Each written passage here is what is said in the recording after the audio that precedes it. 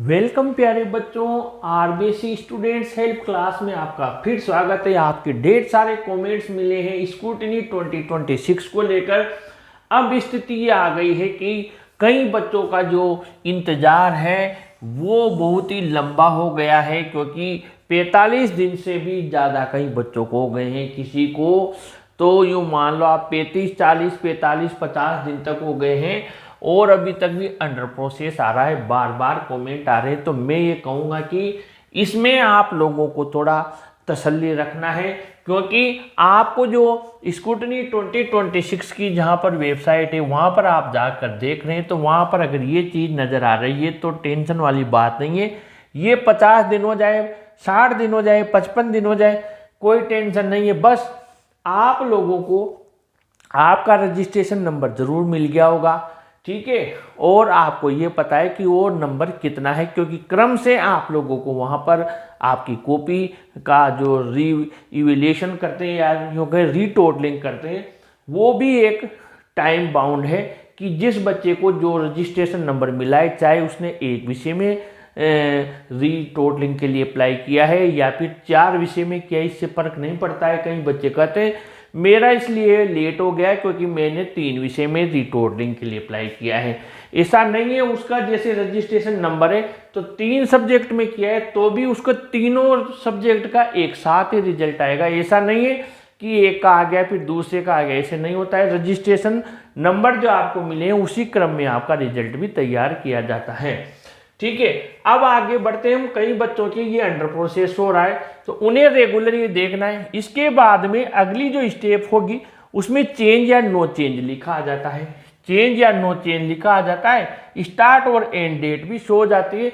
यहाँ पर एक मैसेज आपको मिल जाता है, ये चेंज होकर कि भैया आपके ये आईडी पासवर्ड है और ये कॉपी आप डाउनलोड कर लीजिए। तो सेकंड स्टेप है, जो 2 विंडो होती है, एक तो आपको यहाँ पर प्रेजेंट स्टेटस होता है, एक व्यू कॉपी होती है। तो यहाँ पर जाओगे, ID login ID password board की तरफ से आपको फाइनल मैसेज मिलता है, उससे आप कॉपी डाउनलोड कर लोगे। ये कॉपी डाउनलोड प्रोसेस हो गई, ठीक है, इसमें कोई दिक्कत नहीं है। लेकिन इस जगह पर विशेष ध्यान देना है, क्योंकि ये आपको 5 दिन के लिए ही वहाँ पर उपलब्ध होती है। मान लीजिए इस 5 दिन में आपको कोई मैसेज नहीं मिलता है और कई बच्चों के स्टार्ट और एंड डेट शुरू हो जाती है और मैसेज नहीं मिलता है, तो वो फिर आरबीएससी से संपर्क करके ये बात उन्हें बताएं कि हमें तो लॉगिन आईडी पासवर्ड का मैसेज नहीं मिला, जबकि हमारी डेट शुरू हो गई। आप तो 5 दिन बाद कॉपी हटा लोगे तो हम हमारी कॉपी कैसे देखेंगे? 2 महीने तक इंतजार भी किया, तो वो वहाँ से आईडी पासवर्ड भी ले सकते हैं। पिछले साल भी कई बच्चों ने लिया था। कॉपी डाउनलोड प्रोसेस वही है कि आपको जो मिलेंगे वहाँ से आप डाउनलोड कर लेना। वहाँ आपको एक तो मार्कशीट मिलेगी, अगर आपके मार्क्स चेंज हुए हैं तो वो अपडेट हो जाएगी, ठीक है, और नहीं हुए हैं तो सेम ही रह जाएगी। साथ ही आपकी जो कॉपी है उसकी पीडीएफ आप डाउनलोड कर पाएंगे। अगर आपने 3 कॉपी में यहाँ पर 3 सब्जेक्ट में अप्लाई किया है तो तीनों सब्जेक्ट की आप कॉपी डाउनलोड कर पाएंगे। अब कई बच्चे कह रहे हैं कि कॉपी डाउनलोड करने के बाद हमें क्या करना है। बिल्कुल सही है, ये तीनों आपकी कॉपी आ गई। अब ध्यान दीजिए, मान लीजिए इन्होंने तीनों में ही no change no change no change बोल दिया, ठीक है, और आपको कॉपी भेज दी। अब आप कॉपी डाउनलोड कर ली, आपने देखा कि इन्होंने तो लिख के दिया है नो चेंज, यानी कि आपके कोई चेंज नहीं है। लेकिन ऑब्जेक्शन प्रोसेस क्या है? ऑब्जेक्शन प्रोसेस यही होती है, ये प्रोसेस ये होती है कि इन्होंने नो चेंज दे दिया, आपने कॉपी डाउनलोड की, एक एक आप क्वेश्चन को 5 दिन के अंदर अंदर ही एक एक क्वेश्चन का जो आपने आंसर लिखा है उसको आप भी देखिए, ठीक है। विशेष ध्यान देना, 3-4 बातें होती हैं और ज़्यादा नहीं है, जैसे कि आपके अंदर और बाहर। ये बाहर आपके यहाँ पर मार्क्स दिए हुए होते हैं, क्वेश्चन नंबर और अंक होते हैं। अब आप मिलान कीजिए एक एक चीज़ का कि यहाँ पर मेरे पहले क्वेश्चन में यहाँ कितने लिखे हुए हैं, यहाँ इसने फ्रंट पे लिखे हुए हैं 2, ठीक है, और अंदर आपके मान लीजिए लिखे हुए हैं 3।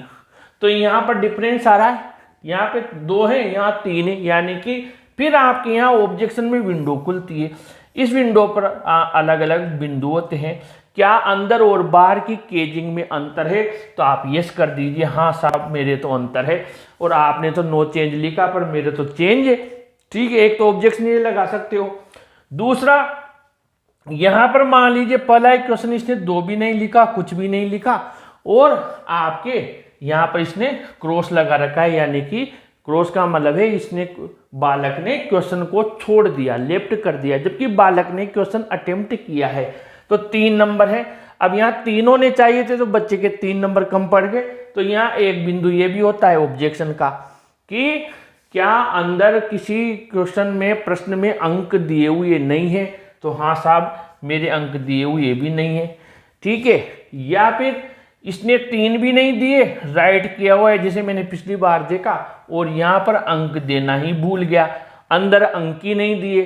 ठीक है, अलग अलग कंडीशन बता रहा हूँ। यहाँ कितने नंबर का था? 4 का था, 2 आते, 3 आते, 1 आता, कुछ तो आता, कुछ दिया ही नहीं। तो यहाँ पर एक बिंदु ये भी होता है।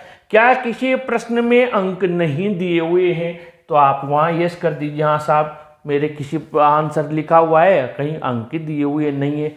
ठीक है, एक और कंडीशन होती है, जैसे आपको पता होगा आपके कई सारे क्वेश्चन होते हैं जो अलग अलग भागों में होते हैं, जैसे 5, 4, 5 उसमें पार्ट होते हैं। तो वहां पर आप देखना किसी में 1/2 1, किसी में 3/4, किसी में 2/3, ऐसे उसने नंबर दे तो दिए। अब दे तो दिए, लेकिन उन्होंने सज्जन ने क्या किया, ये जितने भी मार्क्स थे इनकी टोटलिंग सही नहीं की। यानी कि मान लीजिए यहाँ पर ये हो रहे थे, मैं उदाहरण बता रहा हूँ, मान लीजिए यहाँ पर ये हो रहे थे 3 सही 3/4, अपने एक उदाहरण के तौर पे, ये कितने भी हो लेकिन मैं आपको ये बता रहा हूँ ये हो रहे थे। अब उन्होंने जोड़ा, उन्होंने 2.5 नंबर जोड़ दिए और यहाँ 2.5 नंबर लिख दिए। तो क्या अंदर के, एक बिंदु ये भी होता है, क्या अंदर के क्वेश्चंस के जो मतलब अंदर के आंसर्स के अंक हैं, अंक बार है, उनकी टोटलिंग में कमी है, गलती है? हाँ साहब अंदर की टोटलिंग में गलती है। यानी कि यहाँ पर इन्होंने टोटली सही नहीं किया। अब जो आपने रीटोटलिंग करवाए उन्होंने भी क्या किया, 2.5 नंबर है, 2.5 नंबर मान कर ही टोटल गिन लिया। हाँ भैया बाहर भी 2.5 है, अंदर भी 2.5 है, जबकि आपको पता है कि अंदर तो आपके 3 से 3/4 अंक है। तो ये ऑब्जेक्शन है। अब जहां ऑब्जेक्शन की बच्चे कहते हैं कि मान लीजिए उसका आंसर है, ठीक है यही बता रहा हूं, उसका आंसर बिल्कुल सही है, 4 नंबर का है, बिल्कुल सही लिखा हुआ है। मान लीजिए 4 नंबर का क्वेश्चन था, बच्चे ने सही लिखा हुआ है। अब उसको मास्टर जी ने 2.5 नंबर दे दिए। ठीक है, कितने दे दिए? 2.5 नंबर दे दिए। अब बच्चा कह रहा है इसमें कहाँ कमी है, मेरे 2.5 दिए, तो इसका ऑब्जेक्शन नहीं है। ठीक है, कई बच्चे कह रहे बिल्कुल सही आंसर है फिर भी मेरे 2 नंबर दिए। बेटा यही है कि इसका कोई सॉल्यूशन नहीं है ऑब्जेक्शन में। आप भले ऑब्जेक्शन लगा दो कुछ भी नहीं होगा, क्योंकि 2.5 उसने दे दिए, फाइनल है। इस 2.5 को 3.5 करे ना कोई 4 करे। हाँ 10वीं में जो 3 सब्जेक्ट हैं आपकी कौन कौन से, साइंस है, मैथ्स है और इंग्लिश है, इनमें क्या हो रही है, रीचेकिंग हो रही है।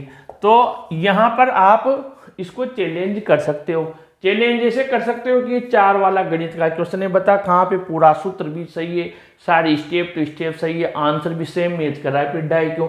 तो फिर ये रीचेकिंग होगी ना। यहाँ पर मैथ्स में जैसे आप रीचेकिंग करोगे तो फिर उसको काटेगा नहीं कि 4/4 ही आएंगे, वहाँ पर नंबर बढ़ जाएंगे। रीटोटलिंग में तो मैंने ये सारी कंडीशन बताई है, यही है, ये पूरी ऑब्जेक्शन प्रोसेस है। ठीक है, फिर भी आपको कोई दिक्कत हो तो कमेंट बॉक्स में लिखिए, मैं सारे आपके कमेंट्स पढ़ के उसके आधार पर ही उसी सब्जेक्ट से रिलेटेड उसी टॉपिक का वीडियो फिर बना दूंगा। आपको अगर प्रयास अच्छा लग रहा हो तो ज़रूर से अपने चैनल को सब्सक्राइब कीजिए और इस वीडियो को भी लाइक शेयर कीजिए। Thank you.